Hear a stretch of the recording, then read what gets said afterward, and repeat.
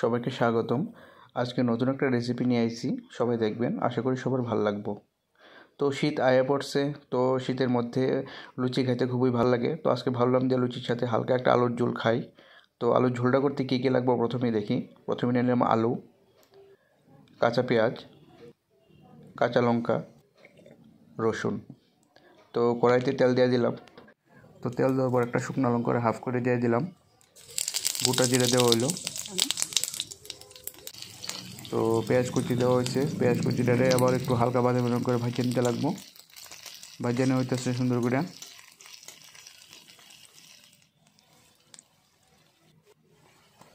তো একটু রসুন বাটা দেওয়া হইলো, রসুন বাটা দেওয়ার পর আবার মিশিয়ে নিতে লাগবো।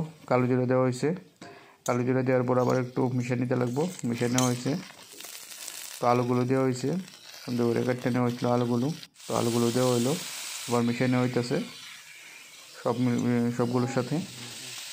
তো হলুদ গুঁড়ো দেওয়া হয়েছে, অল্প জিরা গুঁড়ো দেওয়া হয়েছে। আমরা এখানে কোনো মশলা ইউজ করতেছি না, জাস্ট একটু জিরা গুঁড়ো ইউজ করতেছি। স্বাদ মতো নুন দেওয়া হইলো। তারপর এটা মিশাই নেবো, মিশাই নেওয়ার পর একটু ভাজা ভাজা করে নেবো এটা। এবার কাঁচা লঙ্কা দেওয়া হইলো, আবার মিশাই নেওয়া হইতেছে। এবার পরিমাণ মতো জল দেওয়া হইলো, জল দিয়ে আমরা ঢাকা দেবো। তো একদম শেষের পথে আমরা রেসিপি খুবই ইজি, এটা বানাইতে বাড়িতে সবাই ট্রাই করবেন। তো মিশানো হইতেছে, এবার একটু সময় লেগে আমরা ঢাকা দেবো। 6 থেকে 8 মিনিট লেগে ঢাকা দেওয়া হয়েছে। তো সিদ্ধ হয়ে আসে গা। তো আমরা নামানোর আগে আমরা ধনেপাতা দিয়ে দিছি, ধনেপাতা দিয়ে একটু ঢাকা দেবো, আবার ঢাকা আমরা পরিবেশন করে দেবো। তো আমরা রেডি। তো আমরা আলু ঝোল হয়ে আসে গা। তো এবার লুচি বানানোর পালা।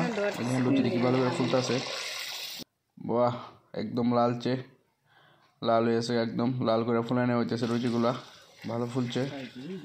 তো একটা লুচি হয়ে আছে গা, বাহ। তো আরেকটা লুচি দেওয়া হইলো। তো দেখি এটা ফুলে নি, বাহ এটা ফুলা স্টার্ট হয়েছে, বাহ এটাও ফুলে গেছে গা।